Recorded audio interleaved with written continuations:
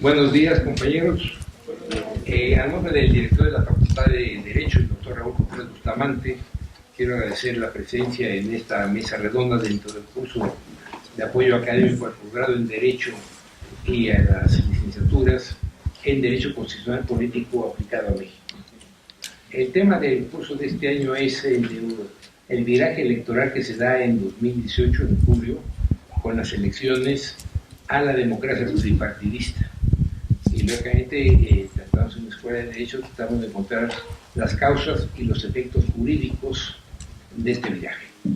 Desde luego que todos nosotros hemos leído y hemos escuchado a lo largo de muchos meses, ya años, los dos grandes problemas que existen en el país, el de una miseria en un caso extrema y el de una violencia atomizada a lo largo y ancho del país y la falta de seguridad pública, vinculada a corrupción, vinculada a impunidad, o sea, los grandes problemas que no tienen solución a mediano o corto plazo y que lógicamente ninguna democracia puede aceptar desde los inicios de las discusiones democráticas en el siglo XVIII y XIX.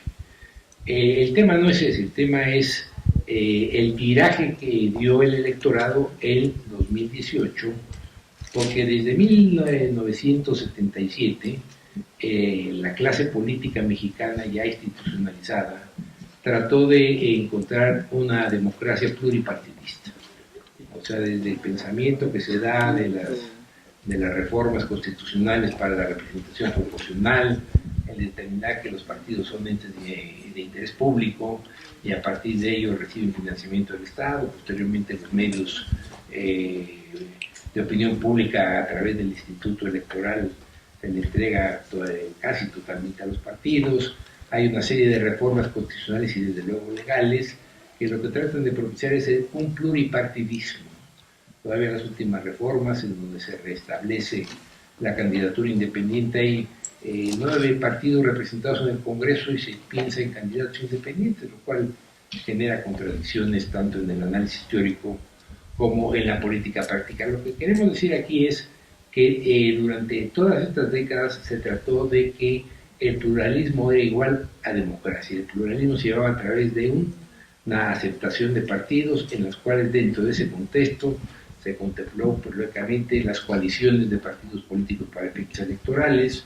Esto quiere decir que los principios ideológicos, los programas de acción eran flexibles desde el punto de vista de la autoridad o simplemente la autoridad electoral ni siquiera los tomaba en consideración cuando se presentaban estos convenios de coalición electoral, y se pensó también en la reforma constitucional que se hizo en la posibilidad de que hubiese un gobierno de coalición presidencial, o sea que en un régimen presidencialista se presentase un gobierno de coalición, lo cual pues, teóricamente no es una fórmula común.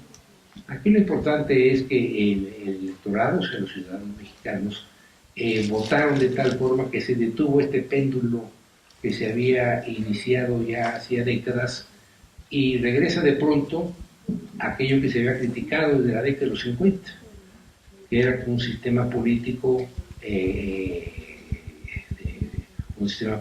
vinculado directamente a un presidencialismo sustentado con las bases del poder de un partido que se ve creando desde la década de los 30. Recordemos que cuando matan a Obregón, la idea de Calles es institucionalizar la revolución. Y ya no queremos más caudillos del sur, ya no queremos más centauros del norte, ya no queremos primeros jefes, ya no queremos mancos de Celaya, es la idea de Calles. Y esto se iba desarrollando, mal o bien, pero ahí se iba desarrollando.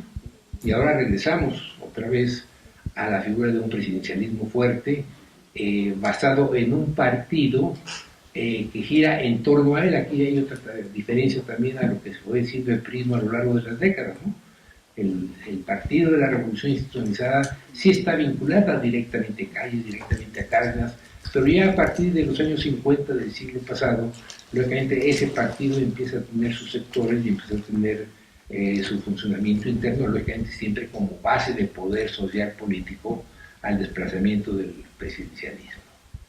Y hoy estamos en una situación en la cual el péndulo regresa a esta situación de partido prácticamente si no único, sí con una presencia mayoritaria evidente, por lo menos a nivel federal, y sobre todo con una capacidad de negociación con los partidos que se están atomizando. El último caso fue esta estas renuncias del expresidente de la República al Partido de Acción Nacional y la idea de formar un nuevo partido. O sea, que esta atomización prácticamente genera a la concentración de un solo poder en un partido político, que fue precisamente la táctica priista, ¿verdad? La táctica priista era que cuando aparecían grupos fuera del partido se hiciera una cooptación, ¿no? Que fue la palabra que utilizó Reyes Heroles para atraer a los partidos de oposición dentro del partido, y pues hablaba más como de una federación de partidos. Esto es lo que estamos viviendo, y lo que hay que acentuar es que este regreso al péndulo ahora se da por primera vez a un presidencialismo carismático. O sea, ningún presidente priista fue carismático. Se quiso después de décadas decir que Cárdenas fue carismático, pero bueno, esa es son temas muy subjetivos que no se pueden afirmar de manera contundente. Otros tuvieron presencia, popularidad, como López Mateos, pero nunca la idea esta del carisma en el sentido político, de concentración de poder y sobre todo de un talante que se manifiesta de manera clara que es un estilo de gobernar. Este es el tema que nos hemos fijado, y para eso ya hemos organizado varias mesas redondas como esta, en donde hemos escuchado opiniones muy diversas.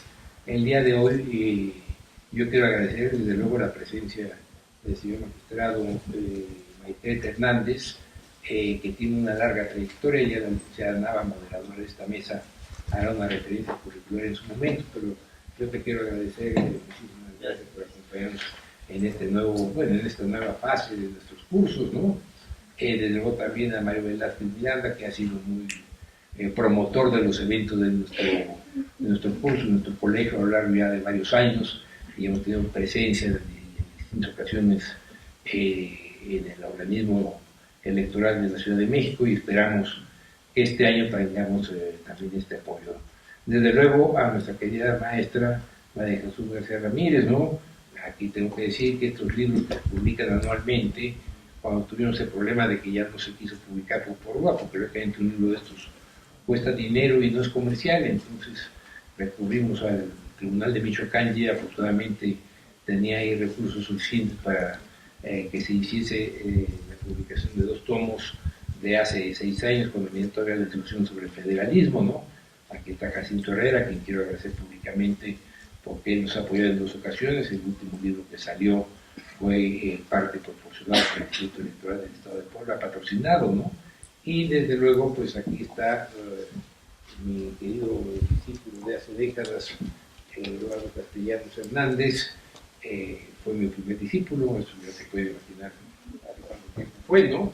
Y desde luego está pues John Ackerman, ¿no? Que todos sabemos que es uno de los jóvenes, digamos, más...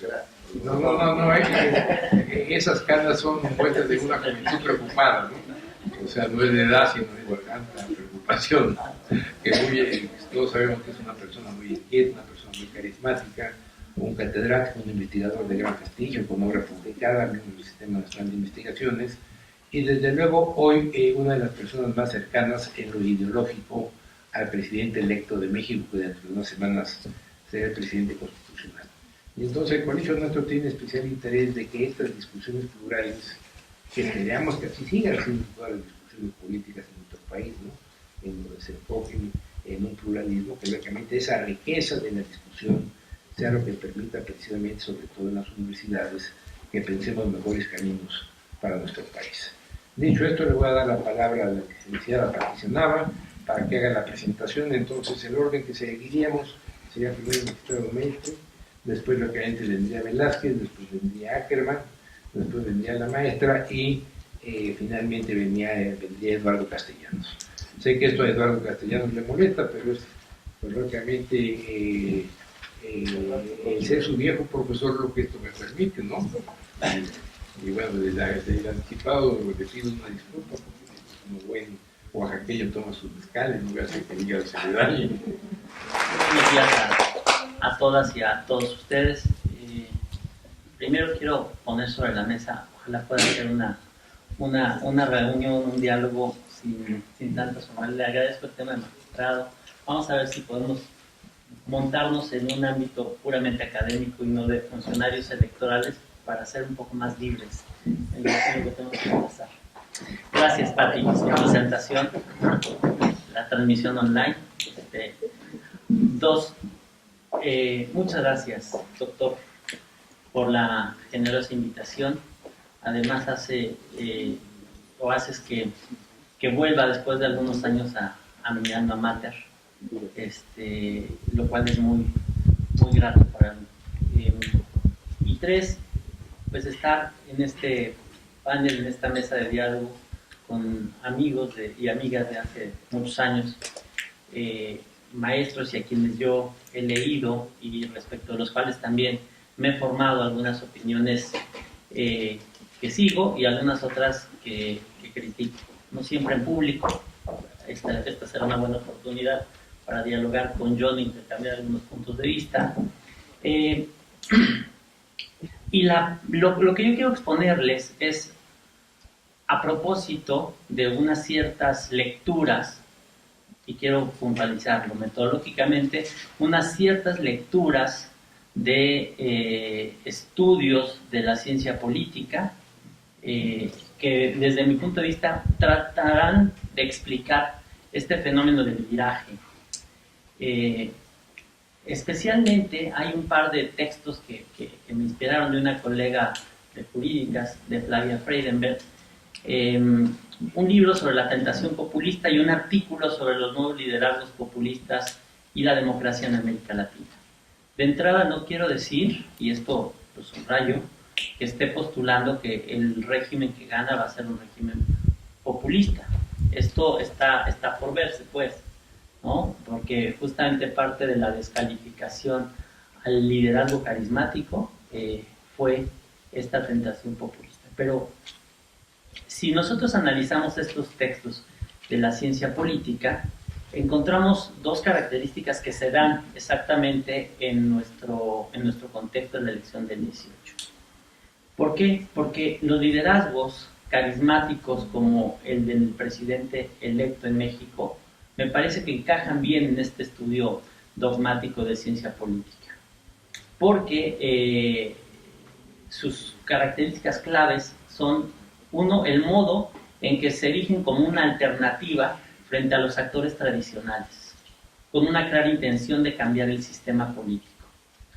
Y dos, el hecho de que consiguen articular una coalición plural de sectores sociales que les otorga legitimidad y abre la posibilidad de poner en marcha proyectos de cambio sobre la base de una democracia de las mayorías. Creo que encaja perfectamente bien. Una persona, y entro a las que estimo que son causas. El doctor acaba de poner un acotamiento que no venía del programa, dice causas jurídicas y efectos jurídicos. Pero bueno, solo acotaré a lo jurídico.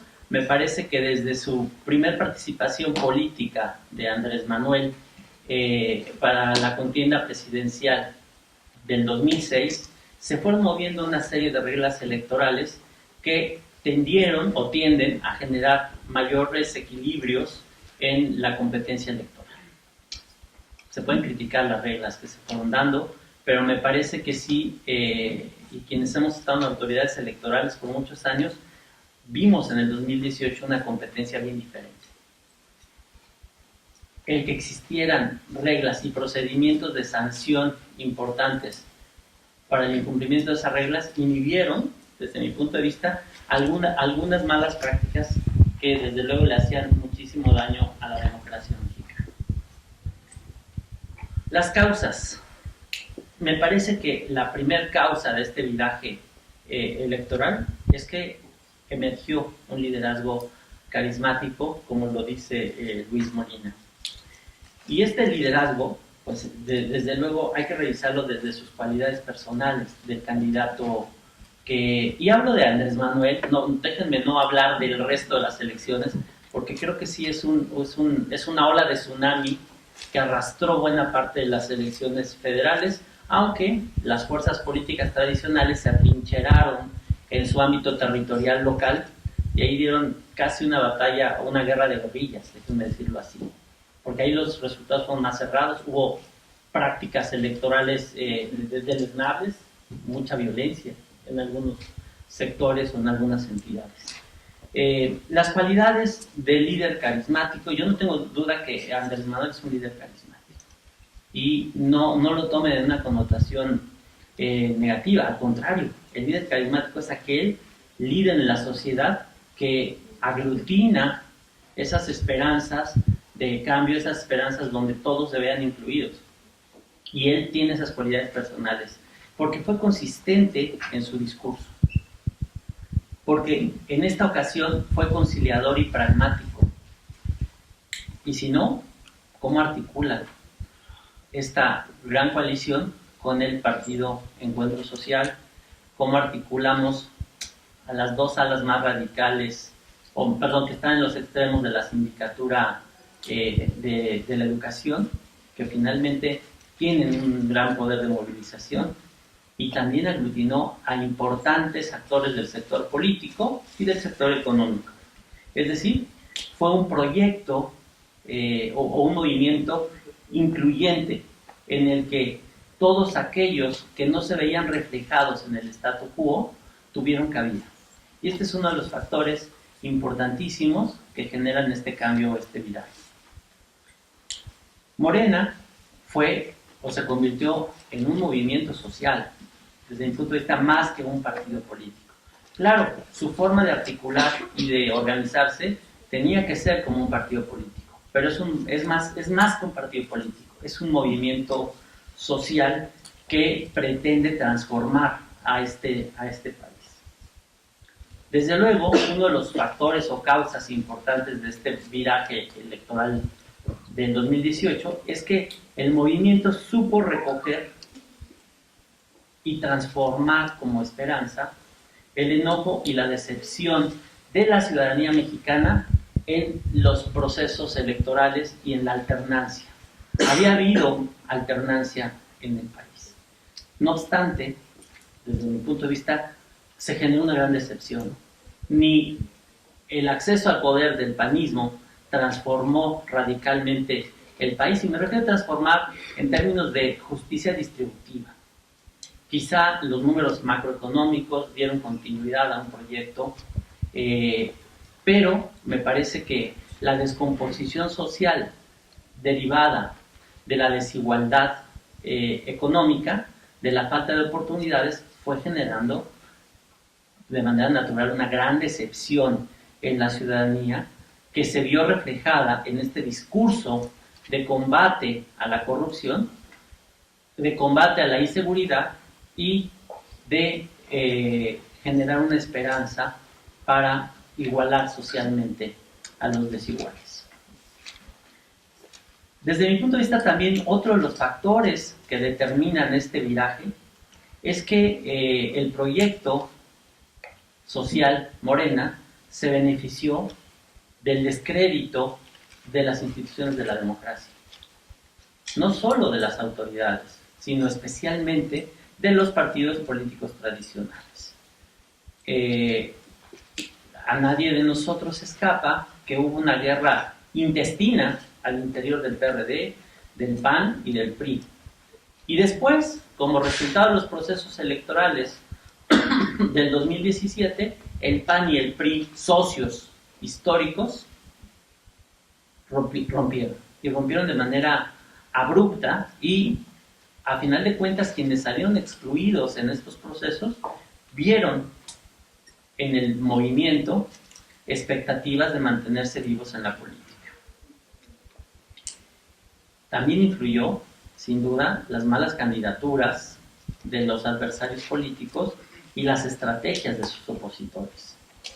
Entre más se atacaba a este proyecto aglutinador de la mayoría de la sociedad, más crecía el proyecto en adeptos. Sin duda, Morena y el resultado electoral fue un beneficiario de las reglas electorales, de la función electoral. No quiero meterme en temas particulares, pero al final de cuentas creo que en lo que México sí creció en los últimos 25 años es en la consolidación de instituciones electorales que generaran o fueron generando cada vez más condiciones de mejor competencia electoral.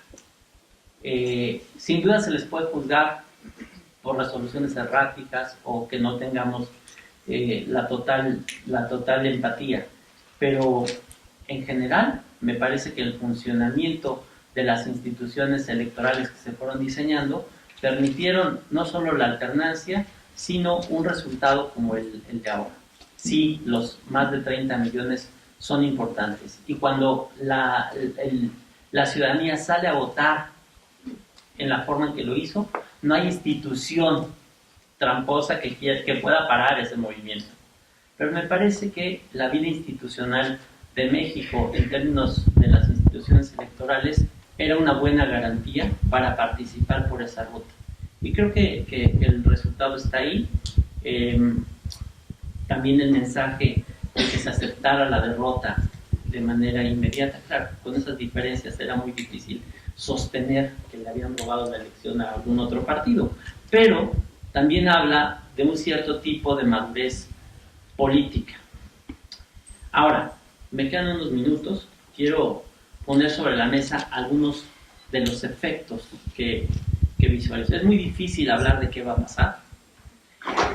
Voy a hablar desde un punto de vista igual, desde si se instaura un régimen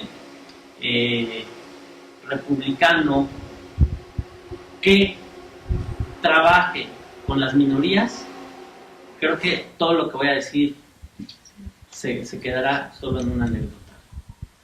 Pero también, y esto algunas plumas, sociólogos, politólogos lo han revisado, los líderes carismáticos que llegan con estos grados de legitimidad pueden caer en la tentación populista.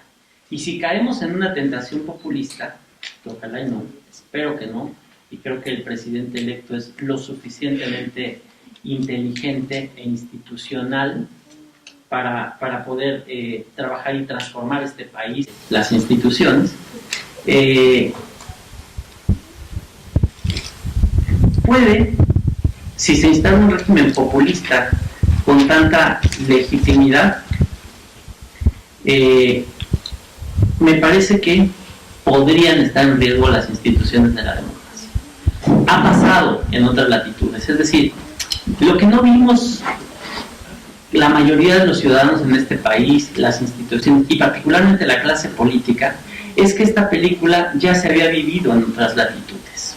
Es decir, el desencanto con las instituciones de la democracia, el no escuchar y no atender los problemas sociales, el generar una sociedad tan desigual, el respetar tantos privilegios, generó un movimiento que con una legitimidad de más del 53% lleva a un liderazgo fuerte, un liderazgo consistente en el discurso de combate al statu quo, a gobernar.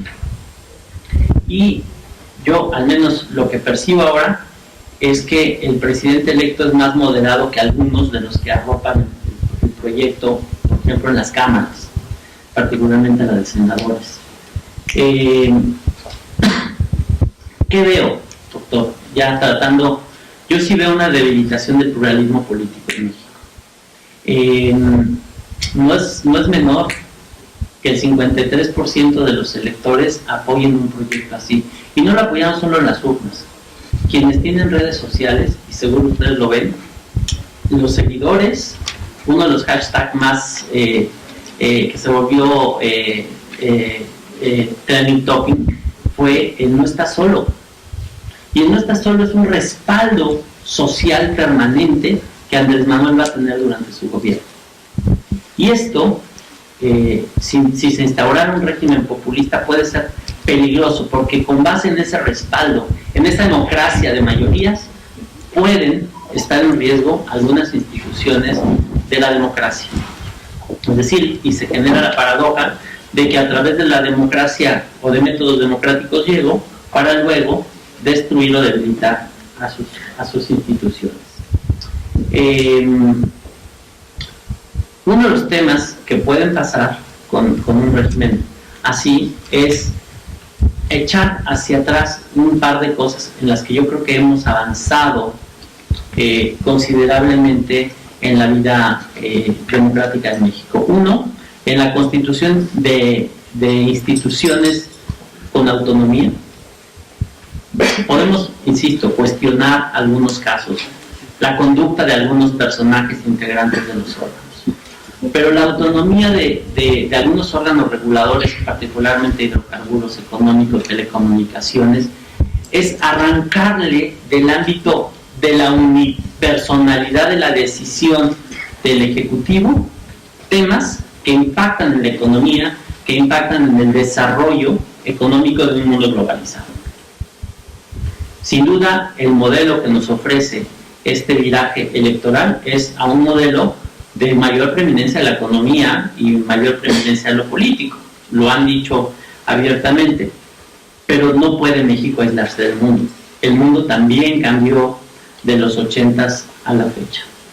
Y creo que el ejemplo más claro fue la reacción que tuvieron los mercados con motivo nada más del anuncio de que se iba a presentar una iniciativa que a todos nos conviene.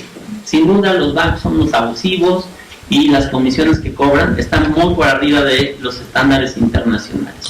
Pero me parece que la forma en que se articulan estas reformas es de manera paulatina, sentados con ellos y diciendo, a ver señores, esto se acabó.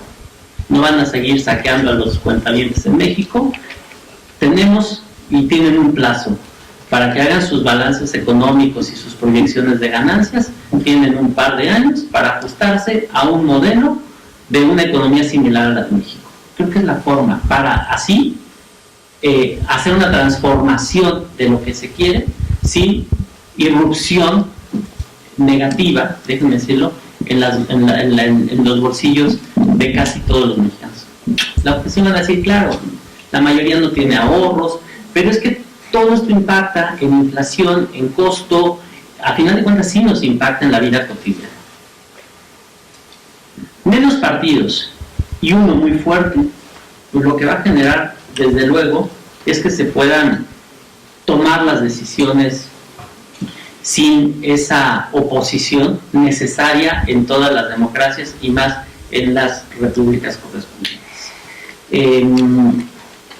Veo también que puede haber la creación de nuevos partidos, pero ninguno con la fuerza para hacer oposición. De hecho, yo no veo oposición hoy día. Ni el panismo, ni el priismo, mucho menos el perredismo, pueden constituirse hoy como un frente opositor. Están desarticulados y no tienen o no se les ven ganas de articularse. Lo vimos el domingo pasado en las elecciones de Acción Nacional y sus efectos, donde una figura importantísima como la del expresidente Calderón termina saliéndose para constituir un nuevo partido político. Me preocupa, y en este espacio de la Facultad de Derecho hay que estar muy atentos en materia de derechos humanos. Esta parte puede ser muy sensible, pero también cuando han irrumpido democracias mayoritarias en los estados donde esto ha pasado, siempre hay un retroceso importante en materia de derechos humanos. Yo diría que hay que estar muy atentos en esta parte. Y finalmente, yo creo que tenemos que estar conscientes de que estos millones de electores quieren un cambio y no podemos resistirnos desde ningún sector de la sociedad a ese cambio. Lo que podemos es acompañar el cambio poniendo elementos de análisis, de valoración, de diálogo. Pero si no atendemos, si no leemos con claridad lo que el pueblo, a través de los votos, quiere de este país, creo que vamos a cometer un grave error que nos llevará a una mayor politización y a que este país siga en los lugares en los que se encuentra. Es momento de que ya llegó un líder carismático, no dejar que el líder carismático se vuelva de estos populismos autoritarios como los que se han instaurado en América Latina.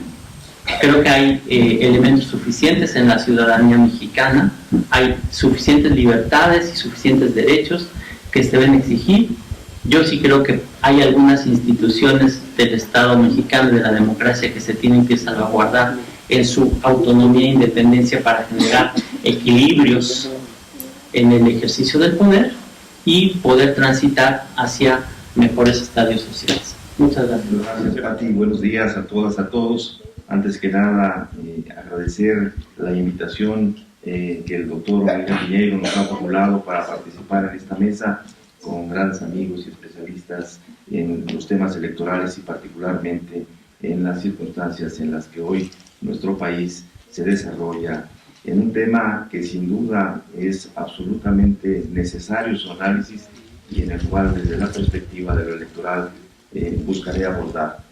El viraje electoral, como se ha denominado ahora esta determinación de la ciudadanía mexicana que el día 1 de julio, en el ejercicio de sus derechos, tomó la determinación de que una fuerza política, desde luego, tuviera los resultados que llevaron a una integración de los órganos legislativos y desde luego a la presidencia de la República con una sola fuerza política, como lo he señalado. Y en ese sentido, abordando el tema desde lo que pudieran ser las causas mismas de esta determinación de la ciudadanía, me parece muy importante abordarlo en el contexto de lo que ha significado la opinión y la circunstancia que se vive en razón de la satisfacción que la democracia ha generado en nuestro país, y haciendo una referencia a lo que diversos estudios han aportado, en el que más reciente, que es el Latinobarómetro, nos ha señalado que el índice de satisfacción con la democracia, lejos de avanzar, está particularmente en un franco deterioro. Y en ese sentido, me parece que hay elementos para el análisis, revisando en principio lo que pudiera ser uno de los señalamientos que ya desde luego ha puesto en la mesa el magistrado Maitret, y que es la integridad electoral, es decir, la organización de elecciones, desde luego a partir de instituciones y de disposiciones normativas que han permitido que las elecciones cada día cobren mayor legitimidad en su organización y resultados.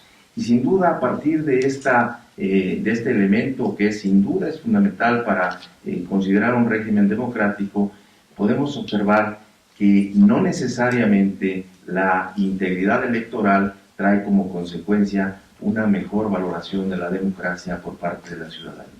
Y en ese sentido, algunos autores, particularmente Thomas Edward Flores, en su libro Elecciones en tiempos difíciles, hace un análisis de lo que en la perspectiva de Latinoamérica ha sido el denominado boom electoral, donde se han tenido grandes avances en las últimas 2 décadas en la organización de procesos electorales.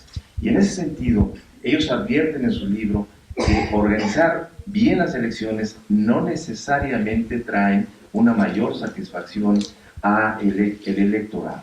Y en ese contexto llevan hasta una afirmación en la que se señala que la integridad electoral no necesariamente trae como consecuencia una mayor satisfacción. Y en ese estudio, desde luego, se advierte que hay un cambio radical de lo que ya en el 89 decía Francis Fukuyama, que decía en aquella época que tal vez estábamos frente a la universalización de la democracia liberal como la forma final del gobierno. Esto se decía en el 89, pero en 2014 Larry Diamond nos decía que estos son tiempos difíciles y confusos para la democracia y la libertad en el mundo. Hemos estado en una recesión democrática por casi una década. ¿Qué significa en términos de lo que estos dos autores han establecido?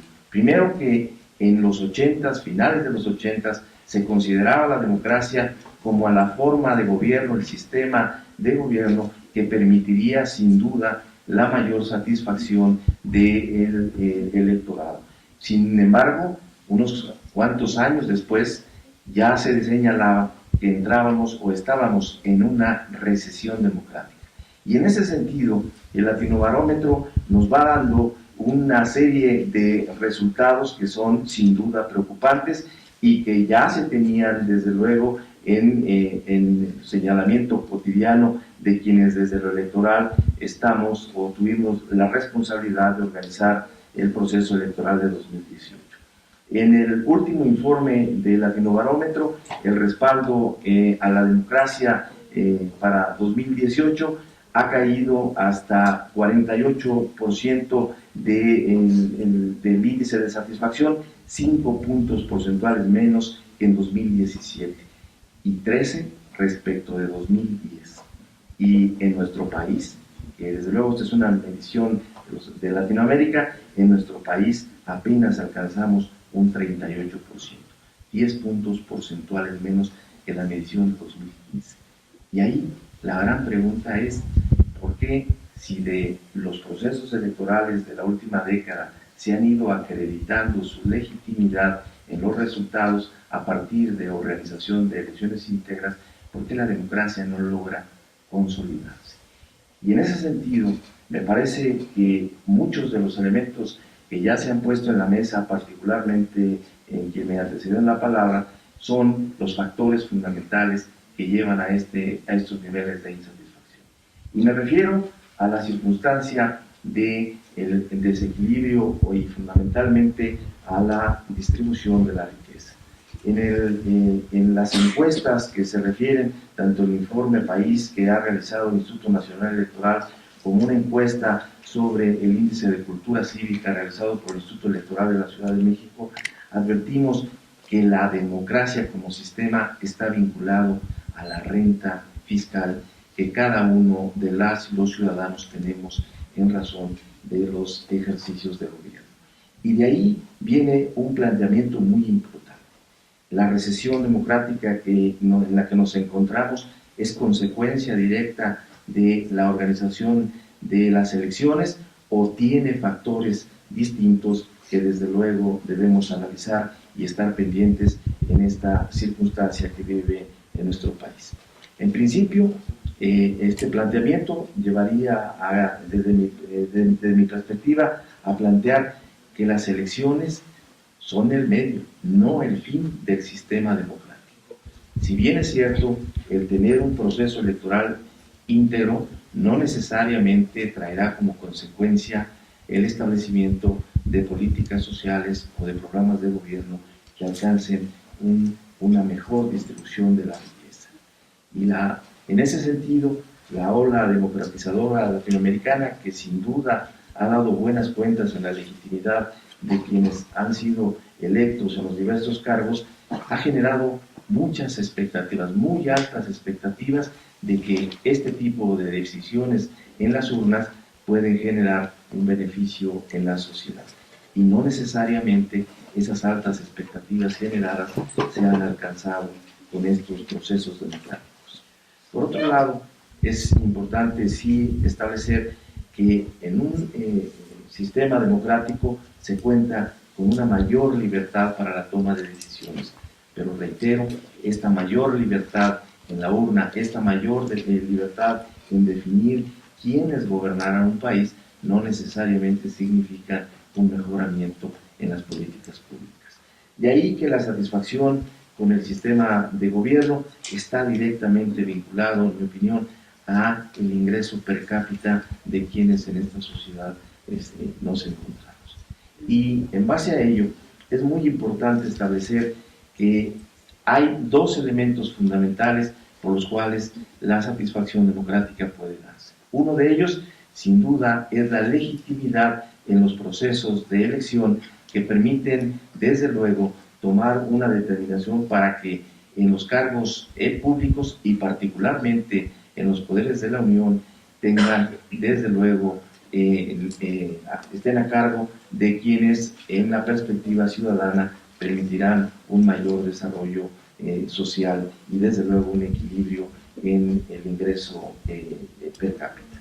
Pero de igual manera es necesaria la legitimidad democrática, la legitimidad en el desempeño de quienes están en los cargos.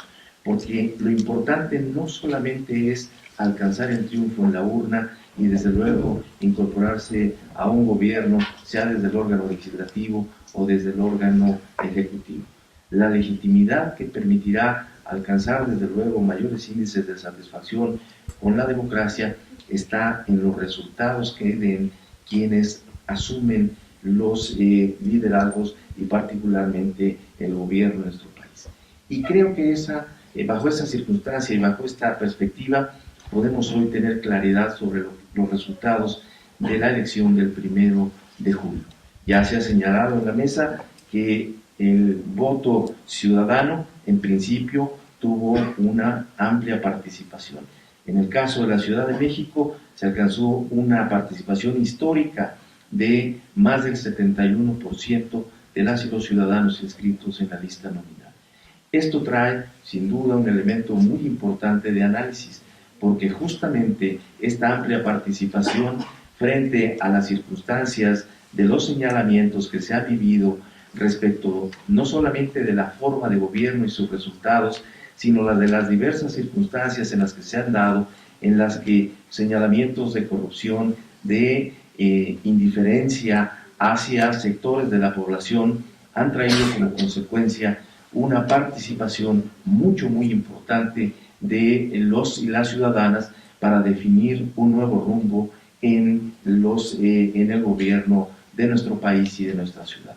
Y en ese sentido me parece muy importante que los elementos que se han planteado en el sentido de que la legitimidad que se alcance desde los resultados de una forma de gobierno serán sin duda determinantes para la reconfiguración política de nuestro país. Y ahí me parece que en los términos del planteamiento de esta mesa respecto a lo que ha significado el viraje de la existencia de un pluripartidismo en los órganos legislativos particularmente, hoy se vea hacia una hegemonía de un partido político que sin duda ha generado una alta expectativa de quienes vivimos en este país. Sin embargo, habrá que estar pendientes de los resultados del ejercicio de gobierno, porque justamente uno de los elementos que desde mi perspectiva y mi opinión tiene este efecto de que los órganos legislativos particularmente se encuentren integrados por una fuerza política vinculada y de igual color que el de la Presidencia de la República, está particularmente buscando que esos resultados del ejercicio de gobierno sean desde luego una mejor condición de vida de la ciudadanía. Muchos elementos podemos señalar, muchos más podemos advertir en cuanto a la participación de sectores de población que sin duda son hoy día mucho más reflexivos y tienen a su disposición muchos elementos informativos. Y me refiero particularmente a las y los jóvenes, quienes han tenido sin duda una amplia participación en el pasado proceso electoral, con una visión crítica y desde luego con un elemento de análisis muy distinto de quienes en otras generaciones atendían a señalamientos y desde luego a paradigmas donde los resultados electorales evidentemente estaban ya resueltos desde el momento mismo en que se elegía al candidato de un partido político que en aquellas épocas era un partido hegemónico. Sin duda que hoy día es importante y determinante, o será determinante, que en términos de los resultados de la elección del 1 de julio continuemos observando en todos los sentidos los resultados que el gobierno que asumirá desde luego su función en el Ejecutivo el 1 de diciembre y quienes hoy día ya se encuentran desde los órganos legislativos, la perspectiva de una mejora en las circunstancias y desde luego en las condiciones de vida de las y los mexicanos. Estos son sin duda los elementos que en razón de este tema tan importante y que sin duda nos dará mucho más para el análisis posterior, hoy quisiera comentar con ustedes. Reitero que son temas que nos darán muchos elementos y visto desde lo electoral en donde participamos nos permiten tener esta visión. Tengo los 15 minutos, la autorregulación que siempre he tenido me indica que he cumplido mi espacio y estoy atento a sus consideraciones y preguntas. Muchas gracias. Muchas gracias, muy amable doctora. Un honor estar aquí en esta mesa. Le agradezco mucho al doctor Luis Molina Piñero y a nuestro director, Eduardo Contreras, por abrir este espacio para dialogar y hablar con ustedes, que como parte de esta serie que dirige el doctor Molina, magistrado Maitret, magistrado Velázquez, colega Castellanos, todos muy distinguidos colegas de esta mesa. Les agradezco la oportunidad de compartir con ustedes. Es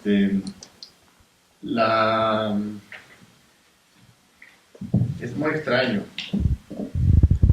lo que está pasando y eso es muy emocionante. Yo leo las cosas casi al revés de distinguísimo colega Maitret. Yo leo sus sentencias, sus historias en el Tribunal Electoral y son de las mejores, las más pulcras y comprometidas con la democracia. Pero aquí escuchándolo en la mesa, ahora ya quitándonos sus birretes en un foro académico, sí quisiera polemizar un poco porque me parece que justamente está al revés.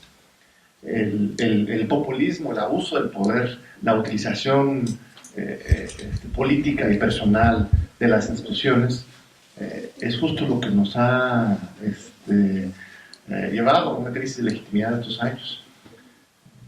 Cuando Enrique Peña Nieto llega al gobierno en diciembre de 2012, lo que él plantea es algo que se llamaba el Pacto por México. ¿Qué es el Pacto por México? El Pacto por México fue precisamente la eliminación y el aniquilamiento, la aniquilación más bien de toda oposición política.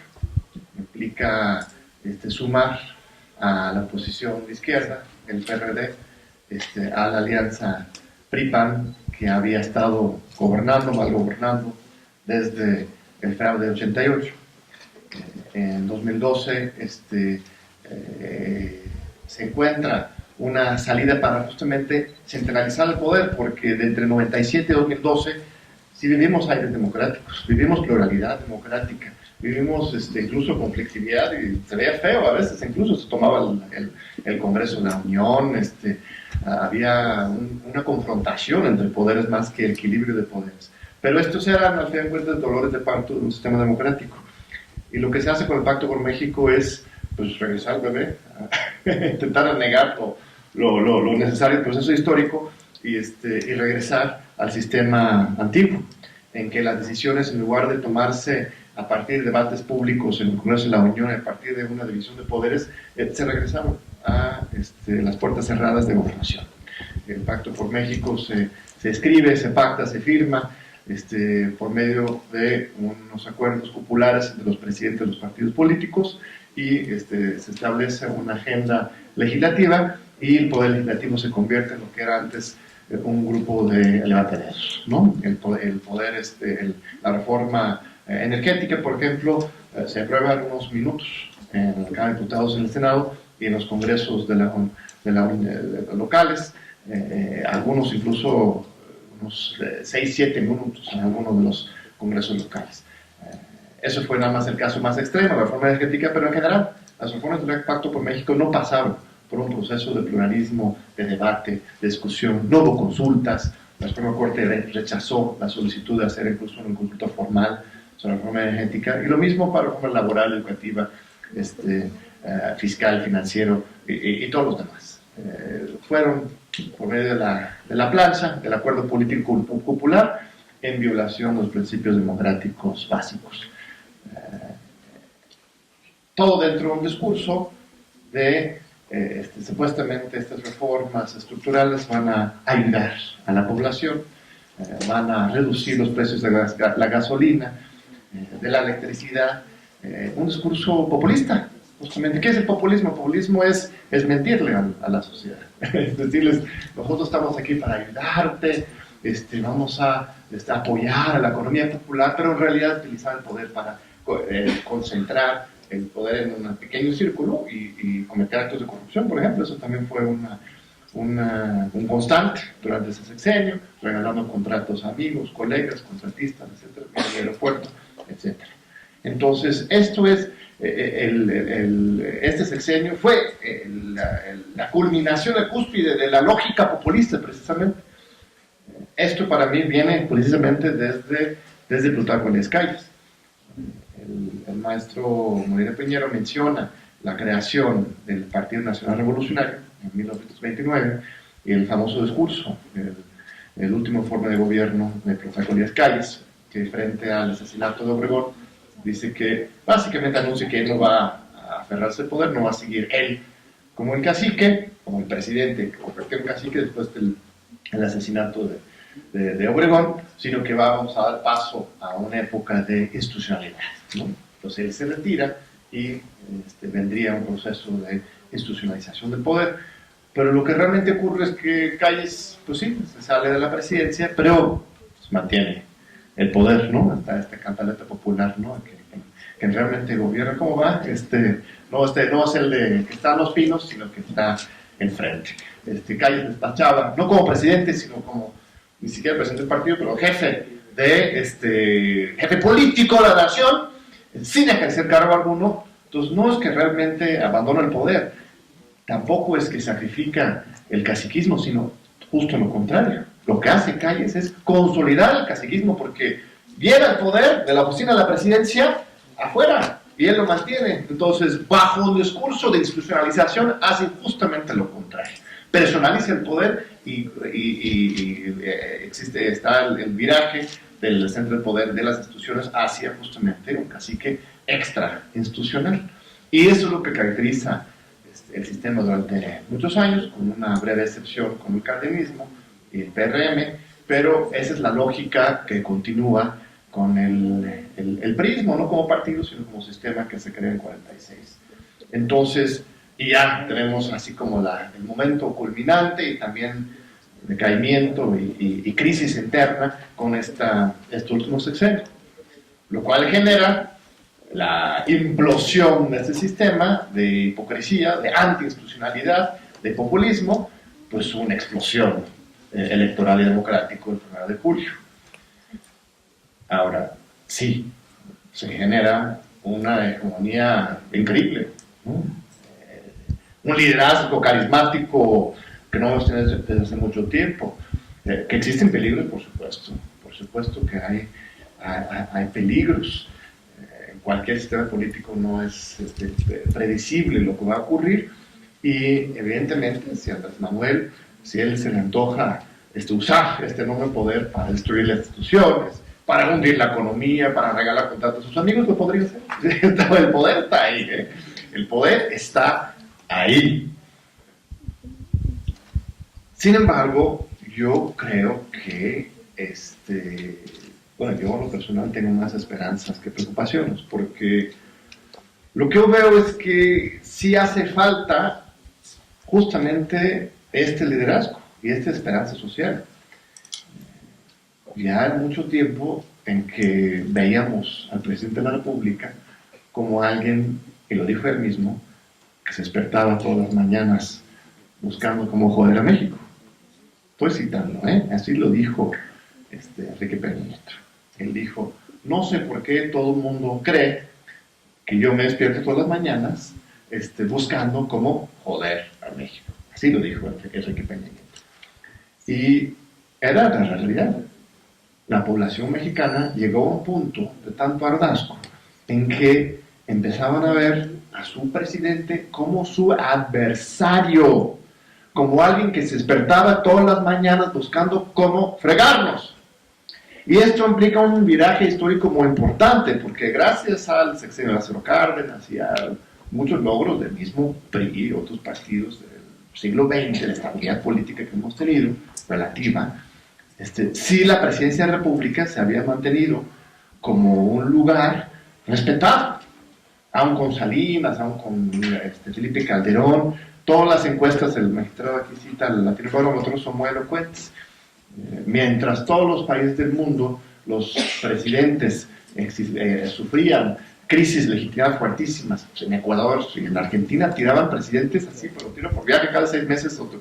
En México, al final de cuentas, pues todos los presidentes han terminado sus sexenios desde el 34, y teníamos, hasta Peña Nieto, una imagen muy alta de la oficina de la presidencia de la República. Aunque el presidente había cometido algún error, al final de cuentas teníamos la confianza de que nos iba a cuidar. Digo, aún Salinas y Calderón, que tuvieron sus crisis legislativas muy fuertes, nunca bajaba de 45-40% la tasa de aprobación del presidente de la República. Con Enrique Peña Nieto, este es error totalmente.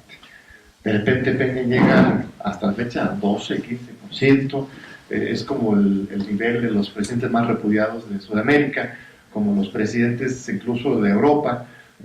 Macron mismo tiene una tasa de aprobación como 17-18%, Hollande había llegado a 12%. Esto es una gran señal positiva, porque implica, por un lado, una crisis del viejo sistema, ya no tiene los resortes del poder y manipulación populista que tenía antes, y por otro lado, un despertar ciudadano.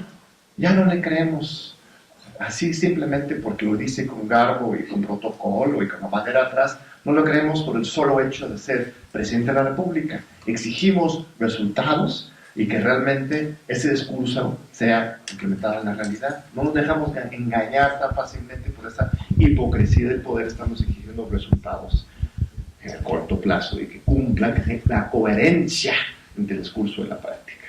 Y esto es lo que ofreció y sigue ofreciendo Andrés Manuel, ¿no? Esa coherencia, esta honestidad y al final de cuentas esta institucionalidad. La discusión sobre la consulta reciente es muy interesante, porque yo detecto, y publiqué un artículo hace una semana sobre esto, he estado publicando varios alrededor del tema, detecto cierta nostalgia hacia lo que he llamado autoritarismo jurídico, que es la idea, tenemos el principio de legalidad, ¿no? Que dice claramente que las instituciones solamente pueden hacer lo que está explícitamente señalado en la ley y los ciudadanos al contrario, ¿no? Los ciudadanos solamente no podemos hacer lo que está explícitamente prohibido en la ley. De repente la discusión sobre la consulta pareciera como si algunos juristas o políticos quisieran aplicarlo al revés. Como si la gran amenaza para los derechos y la convivencia democrática no fueran las autoridades, pues el rey, ¿no? El constitucionalismo se desarrolla históricamente para controlar los usos del rey. De repente pareciera que el verdadero peligro es la participación ciudadana, que se nos rebase los ciudadanos, que se les consulte de todo. A ver, pero no se trataba de eso la democracia, precisamente. O sea, el hecho de que un presidente electo quiera, aunque no esté obligado por la ley y la Constitución, consultar a la ciudadanía y luego toma su decisión en función de esa opinión, ¿eso es positivo o negativo?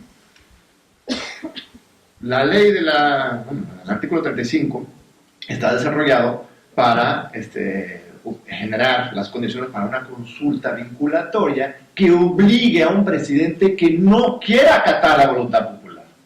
Son todos los requisitos que tenemos que cumplir los ciudadanos para obligarle a un presidente racio a la ciudadanía. Pero si tenemos un presidente que hace justo lo contrario, que busca y quiere la opinión de la ciudadanía, y no es necesario cumplir con todas estas leyes, pues me parece que estamos incluso un paso más adelante, ¿no? Podemos hacer una consulta libre a la población y el presidente lo asuma de manera vinculatoria, aunque la ley no le obligue. Y es fascinante, el PRI, la fracción priista del Senado de la República responde queriendo reformar el artículo 35 constitucional para prohibir cualquier consulta en cuestión de obra pública. O sea, ya de repente parecen que algunos sectores no están asumiendo de que la democracia sí va en serio.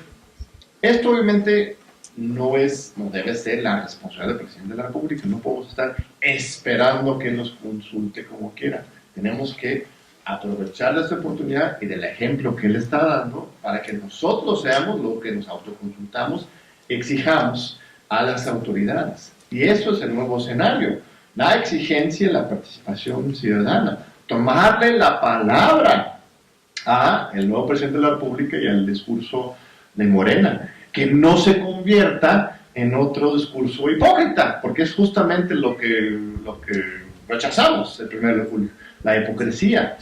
Vamos a realmente exigir que haya esa participación. Otra ya estamos en los 15 minutos, pero nada más otro punto que publiqué ayer en proceso sobre esto, es el tema de la oposición al gobierno, porque las críticas hacia el presidente electo, futuro presidente, muchas veces también parecieran partir de una presunción de una separación absoluta entre el gobierno y la oposición, entre la autoridad y la sociedad. Se le exige a Andrés Manuel López Obrador que deje atrás sus ropajes de líder social y opositor y que asuma la presidencia con responsabilidad para gobernar para todos los mexicanos. Ahora, la última parte, obvio sí, no va a ser el presidente de Morena, ni el presidente de un sector, ni el presidente de los 53%, va a ser el presidente de todos los mexicanos y debe actuar y dirigir sus esfuerzos así, pensando en interés general, no particular. Sin embargo, lo que yo entiendo, él está planteando, es que desde la misma autoridad pública ejercer el poder de una forma diferente. No podemos exigirle que él ejerce el poder de la misma manera que en el pasado. El gobierno mismo, y esto es el planteamiento, puede ejercerse con responsabilidad desde la oposición. Sí se puede pensar en un gobierno de oposición, un gobierno de lucha, un gobierno de transformación de la sociedad. Desde el gobierno no tenemos que tener solamente una lógica de mantener las cosas como están, de gobernabilidad, sino también desde el gobierno se puede plantear la transformación y el cambio. Y así entiendo, también fue el mensaje del 1 de julio. Entonces, esto genera, yo sé, de repente mucho resquemor, sobre todo de algunos juristas muy estrictos, pero no es una cuestión, o sea, la ley permite las dos cosas. De hecho, en una democracia, con una verdadera alternancia, así debe ser. Un partido con una ideología empuja al gobierno hacia un sentido ideológico, político, histórico, y luego el otro partido empuja en otro sentido. Es solamente este régimen autoritario, unipartidista del PRI que nos enseña que llegando al gobierno, estate quieto, ¿no? Que la oposición se queje, pero estás ahí estable. Y luego llega el otro y lo mismo. No, ahí lo que tenemos que acostumbrarnos es ese movimiento constante, un verdadero movimiento pendular, en que el gobierno se reclute de manera institucional para favor de un proyecto político ideológico. Esto no está en contra de la democracia, sino todo lo contrario, de eso se trata la democracia. Está en contra de nuestro sistema, los últimos 100 años de autoritarismo partido de Estado, pero no está en contra de la democracia. Entonces, al final de cuentas, yo veo las cosas, de otra forma, y no veo en principio grandes peligros. Hay riesgos, obviamente, como señalábamos, pero para mí más bien estamos justamente abriendo la puerta hacia la democracia, y muchas acciones que la gente hoy está diciendo que son señales autoritarios son justamente lo contrario. Pero bueno, debatamos.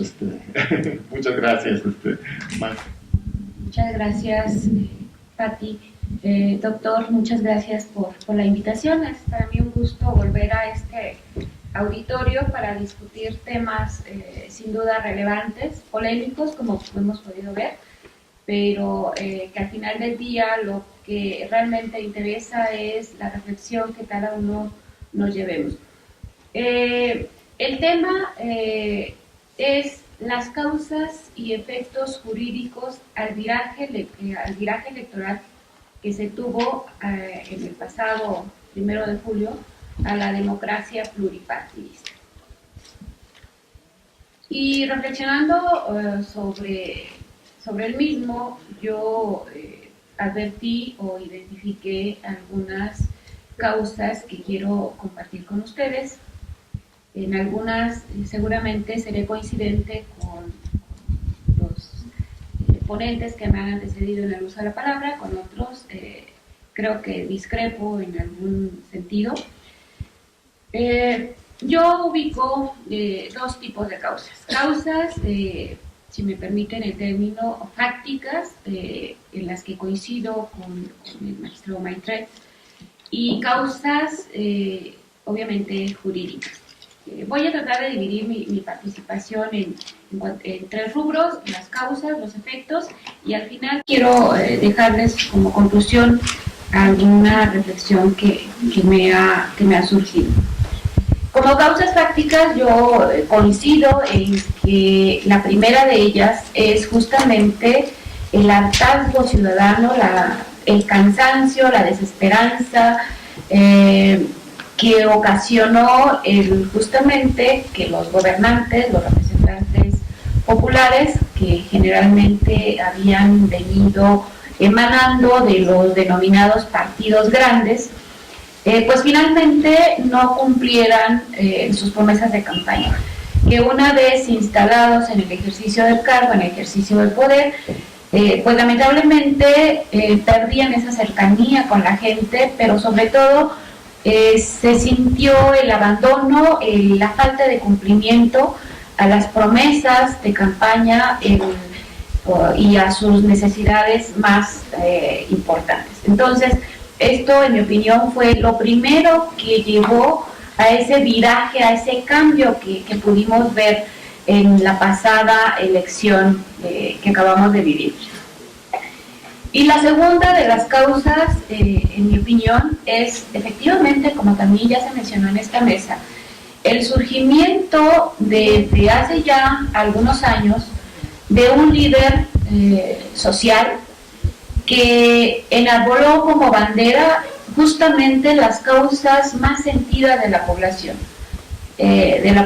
no solo en actitud de votar o de ser votado, sino de la ciudadanía en general.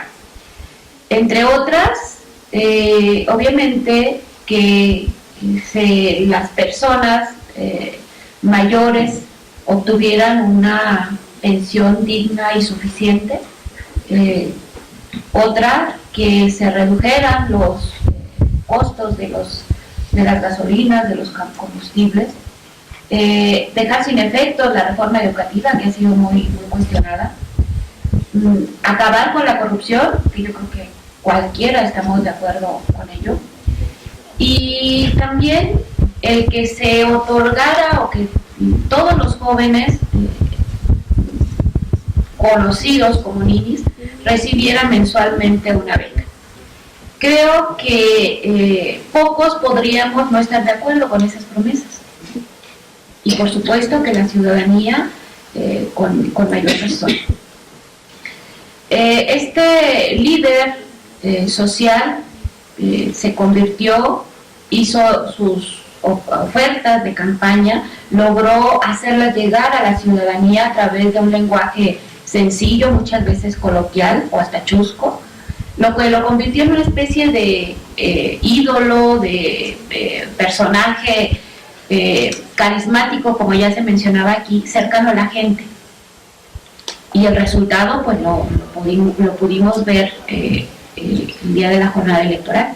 La ciudadanía se volcó a votar a favor de esta opción política, por un lado como una especie de, en mi opinión, de castigo a los malos gobernantes que consideraba haber tenido con anterioridad, pero por otro lado con la firme esperanza de que este 1 de diciembre pues encontremos un mejor país con salarios más bajos para los altos funcionarios, con una reforma educativa acorde a las necesidades del país, con combustibles más accesibles a la población, con las demandas sociales más sentidas, cubiertas. Y el resultado estuvo ahí. Evocando a un filósofo belga, precursor de la teoría de la argumentación, diríamos que el discurso fue persuasivo, pero además fue convincente. Porque no solo logró una mayoría abrumadora en la elección presidencial, sino que también en los diferentes estados de la República donde hubo elecciones, se dio el fenómeno, al menos en Michoacán se habla del fenómeno López Obrador, porque arrasó presidencias municipales, diputaciones, etc. Trayendo como consecuencia pues que muchos le denominaran a esa mayoría como la aplanadora de Morena, ¿no? Para mí esas podrían ser las principales causas fácticas. Pero si hablamos de causas jurídicas, que también son para mí muy relevantes, tenemos que voltear los ojos, como ya se ha mencionado, a la historia. Y esto nos lleva, si nos trasladáramos en el tiempo, en sentido contrario a la película aquella de Volver al Futuro, nos ubicaríamos al 77, la reforma constitucional de 1977. Como muchos sabemos, y ustedes jóvenes que son seguramente muy interesados en la historia, recordarán o ya habrán escuchado que durante esos años, en sus inicios, los temas electorales, el proceso electoral era una mera cuestión de trámite. Parafraseando a un candidato a presidente municipal de un pueblo pequeño de mi estado, Michoacán, podríamos decir que solo era cuestión de esperar a que llegara el día de la jornada electoral, para que ya nada más fuera protestar y asumiera el cargo. Por fortuna a él sí le tocó justamente todavía en este proceso esperar a que llegara el día y asumir el cargo, porque ahorita está en el ejercicio. Pero otro ejemplo también es el de la elección del expresidente López Portillo.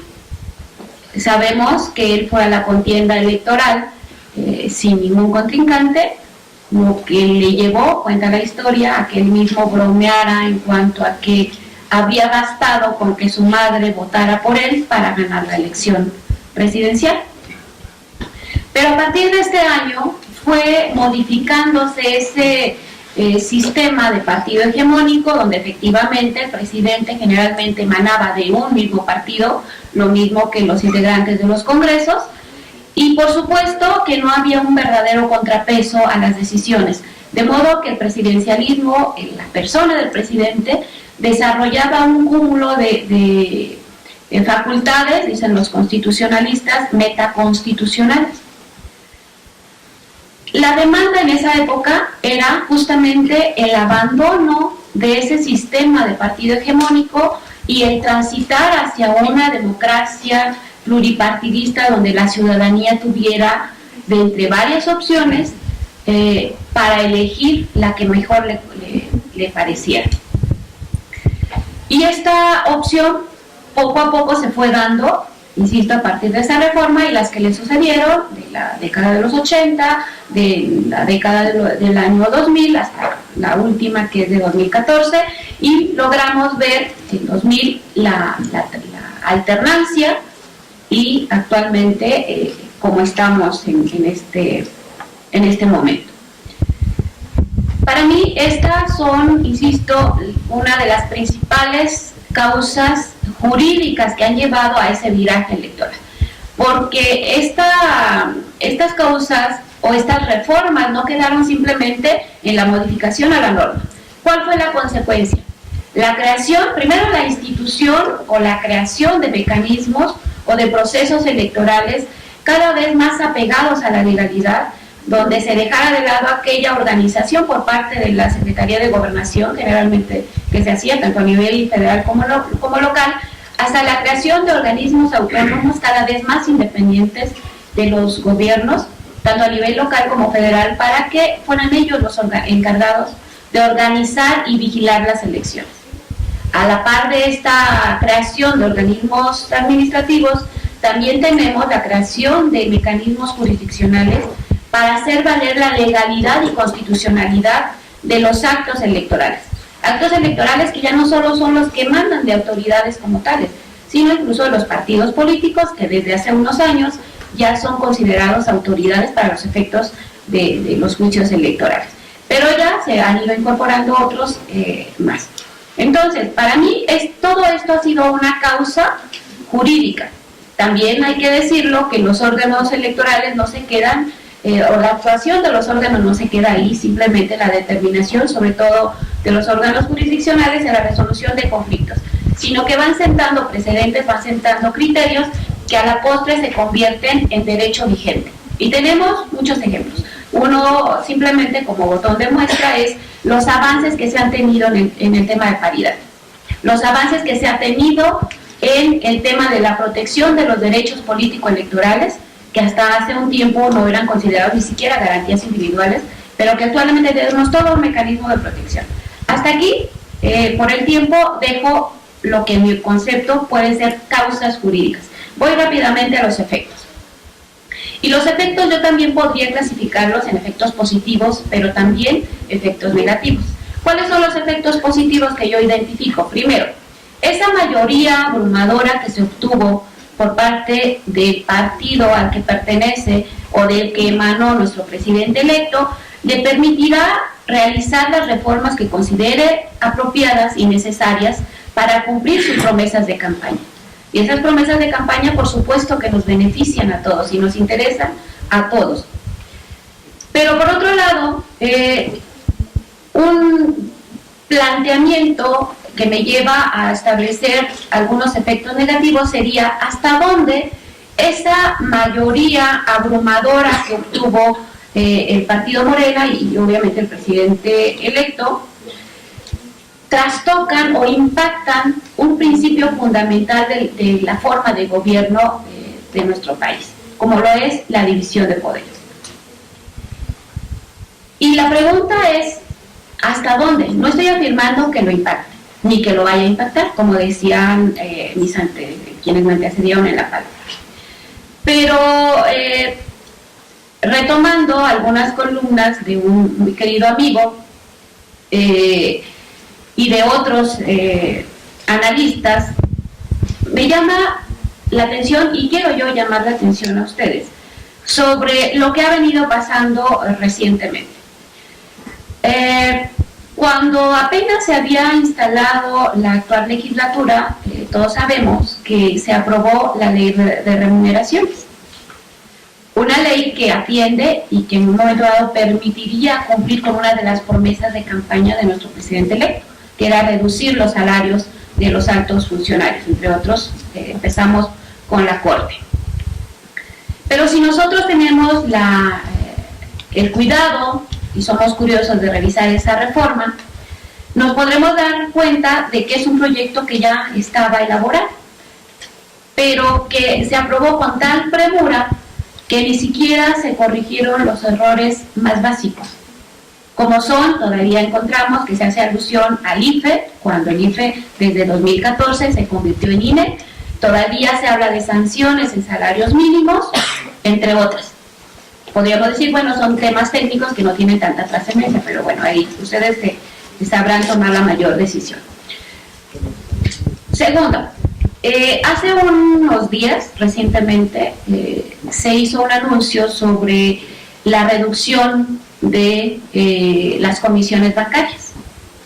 Y de inmediato, como nos dimos cuenta, esto generó un caos, trayendo como consecuencia la caída de la bolsa y pérdidas millonarias para nuestro país.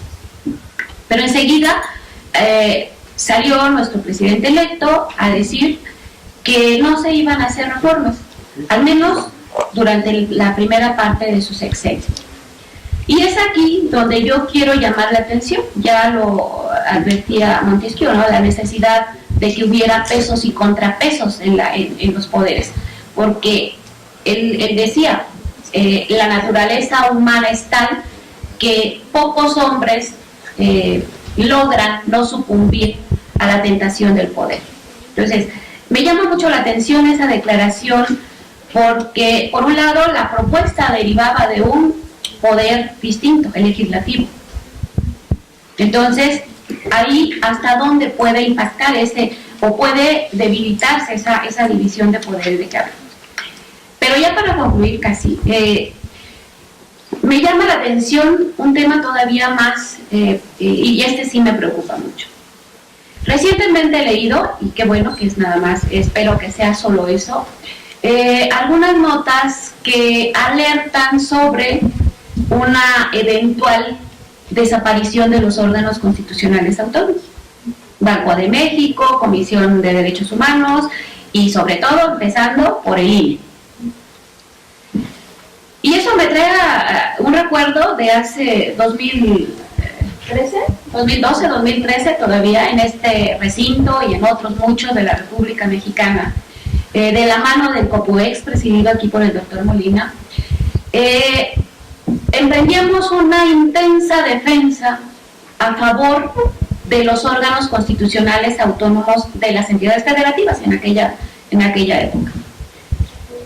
Me llama mucho la atención y me preocupa, insisto, porque, como vimos, una de las causas jurídicas que permitió ese viraje electoral, que incluso yo me atrevería a decir que no se garantiza que sea permanente, ahora se debió sin duda a la fuerza de ese líder social, pero al tiempo veremos cómo se comporta el electorado. Pero me preocupa esa parte porque sin duda los órganos constitucionales autónomos desempeñan una función relevante en todo sistema constitucional que podamos nosotros imaginar. Ustedes podrán ver las discusiones de aquella época, están compiladas en una obra que el doctor Molina, el COPUEX, publicaron con el apoyo del Tribunal Electoral de Michoacán, que en aquel momento yo me tenía el privilegio de presidir, pero yo creo que hay que llamar la atención sobre eso, hasta dónde ese riesgo. Y ya para concluir, yo me quedaría con tres cosas. ¿Qué es lo bueno de este viraje electoral? Pues que la ciudadanía tenga opciones hacia cuáles elegir. Es una posibilidad que debe existir en cualquier sistema constitucional de derecho. Ese es lo bueno. ¿Qué es lo malo? Lo malo es que esa mayoría abrumadora pueda trastocar el principio constitucional de la división de poderes de que ya hablé. Y lo feo son las consecuencias que al momento hemos podido advertir de algunas de las decisiones o declaraciones que hasta el momento se han hecho. Y yo con esto concluyo, les agradezco muchísimo su atención. Salvo el acotamiento de causas y efectos jurídicos desde una perspectiva sociológico-jurídica.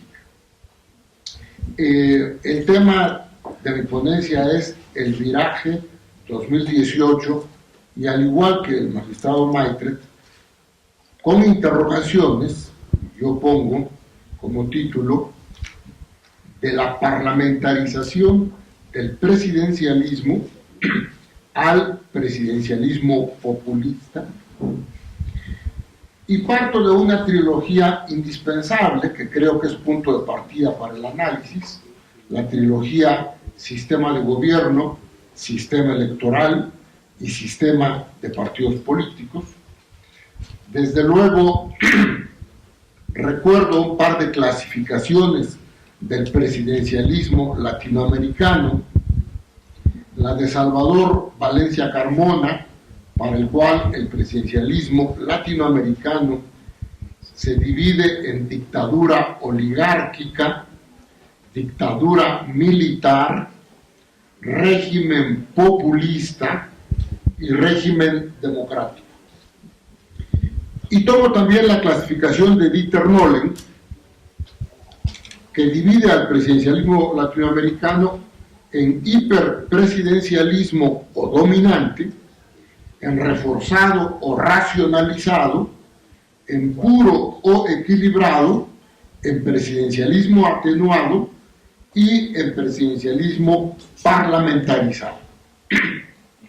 No entro al análisis de las clasificaciones, eso será en el artículo del libro colectivo que después publicaremos, pero recuerdo necesariamente las facultades metaconstitucionales a las cuales ya se ha referido aquí la maestra García Ramírez y que están en un libro clásico de Jorge Carpizo, El presidencialismo mexicano, sobre la etapa del partido hegemónico, del presidencialismo autoritario mexicano, donde el presidente de la República tenía la posibilidad de designar a su sucesor, de nombrar y remover a los gobernadores de los estados y de ser además el líder del partido gobernante.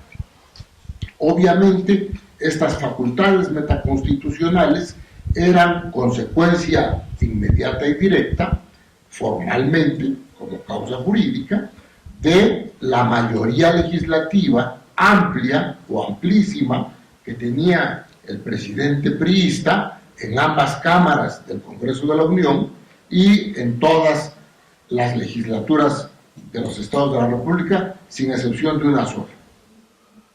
Con respecto a esto me permite, entonces, estas cuestiones previas me permiten pasar rápidamente un video de la historia de México sobre la evolución, revolución y cambio político en México, algunos de los temas de los cuales ya han sido abordados aquí. Yo hablaría primero de la guerra de independencia a la guerra civil, de la guerra civil a la guerra contra las intervenciones extranjeras, del triunfo de la República a la guerra civil, de la guerra civil al presidencialismo autoritario, obviamente de Porfirio Díaz, del presidencialismo autoritario al presidencialismo débil, obviamente de Francisco Madero, del presidencialismo débil al golpe de Estado de Huerta y a la guerra civil, de la guerra civil, mejor conocida como Revolución Mexicana, al maximato, al que ya se ha referido John Ackerman aquí, y al presidencialismo autoritario. Del presidencialismo autoritario al presidencialismo reforzado y atenuado, del presidencialismo atenuado al presidencialismo con matices parlamentarios, a los cuales también ya ha habido referencias aquí. Pacto por México justamente representa esos matices parlamentarios por varias razones, pero yo mencionaría dos. Primero, el gobierno dividido, el presidente de la República no tiene mayoría en las cámaras, y segundo, como consecuencia del Pacto por México, la explosión de los organismos constitucionales autónomos, sacando del ámbito competencial del presidente de la República y dejándolo en órganos de integración, en órganos constitucionales autónomos, cuyos órganos superiores de dirección, vía el sistema de cuotas, tienen una integración pluripartidista.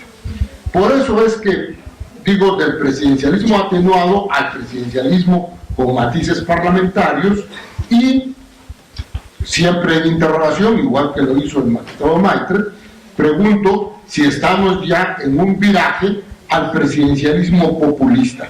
Sin duda estamos ya en un presidencialismo de mayoría, un presidencialismo con amplia mayoría en las cámaras y en los congresos de los estados. Pero esto implica interrogarnos qué es el populismo. También algo ya se ha dicho aquí, yo doy mi punto de vista.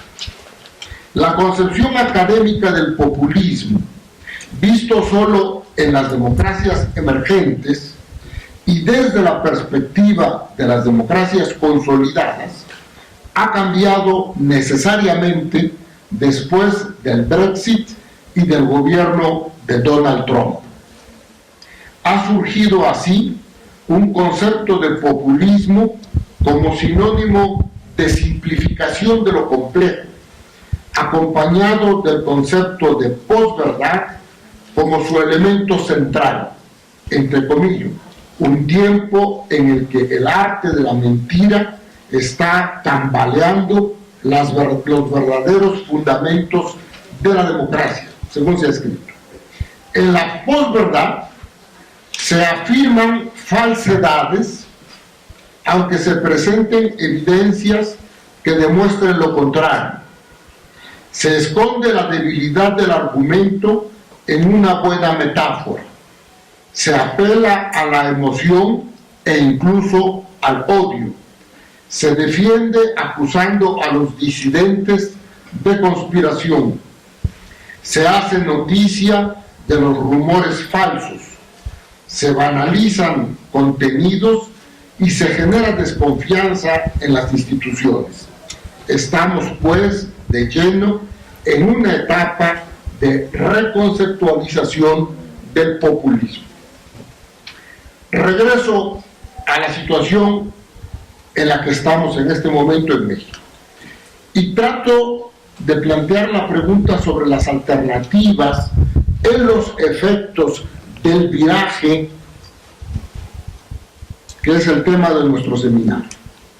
Y hay dos alternativas, pienso yo, una alternativa optimista y una pesimista. La optimista es que este nuevo presidente, con mayorías en las cámaras y en los congresos locales, va a propiciar un crecimiento económico sostenido. La pesimista sería que va a haber recesión, devaluación e inflación. La optimista, una redistribución equitativa del ingreso se va a lograr. La pesimista, un empobrecimiento generalizado. La optimista, un respeto al Estado de Derecho. La pesimista, una violación sistemática de la ley.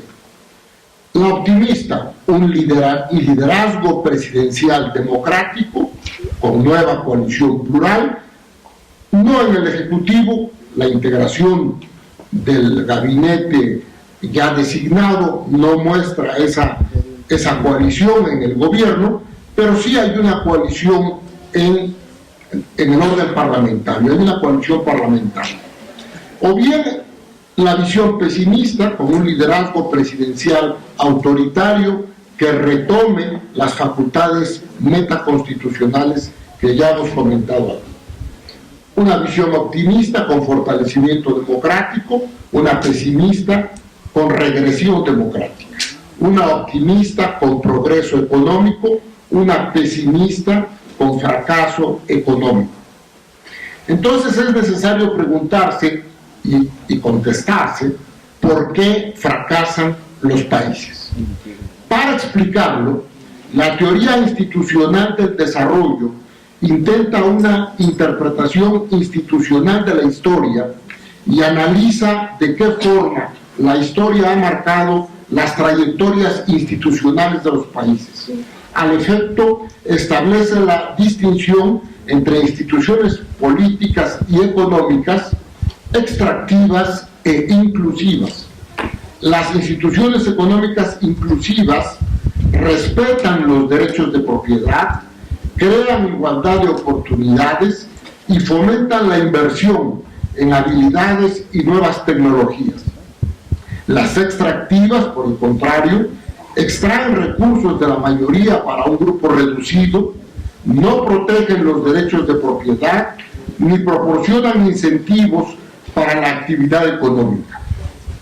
Las instituciones políticas inclusivas reparten el poder político de forma pluralista, logran un indispensable grado de centralización política para establecer la ley y el orden, para asegurar derechos de propiedad seguros, valga la redundancia, y una economía de mercado inclusiva, en tanto que las extractivas concentran el poder en manos de unos pocos que utilizan los recursos para consolidar su control del poder político.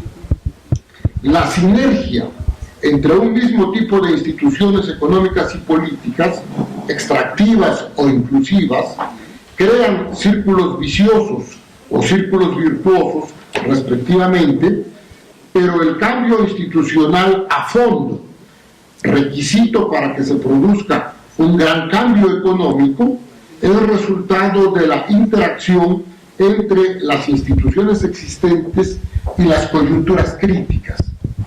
Las coyunturas críticas son grandes acontecimientos que perturban el equilibrio político y económico existente, en los cuales la historia es clave, ya que la deriva institucional,